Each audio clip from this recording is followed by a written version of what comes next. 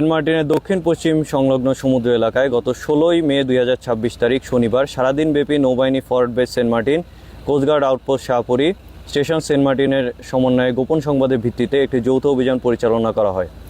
অভিযান চলাকালীন উক্ত এলাকায় সন্দেহজনক 3টি ফিশিং বোটে তল্লাশি চালিয়ে অবৈধভাবে শুল্ক কর ফাঁকি দিয়ে মায়ানমারে পাচারের উদ্দেশ্যে বহনকৃত প্রায় 16,80,000 টাকা মূল্যের 2,400 বস্তা সিমেন্ট ও পাচার কাজে ব্যবহৃত 3টি বোটসহ 33 জন পাচারকারীকে আটক করা হয়।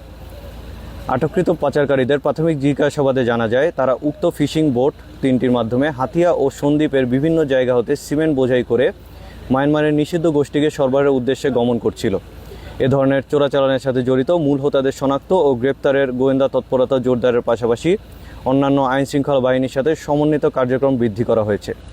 জব্দকৃত সিমেন্ট, পাচার কাজে ব্যবহৃত বোট এবং আটককৃত পাচারকারীদের পরবর্তী আইনানুগ ব্যবস্থা গ্রহণের কার্যক্রম প্রক্রিয়াধীন রয়েছে। পাচার ও চোরাচালান রোধে নৌবাহিনী ও কোস্টগার্ড ভবিষ্যতেও এ ধরনের যৌথ অভিযান অব্যাহত রাখবে।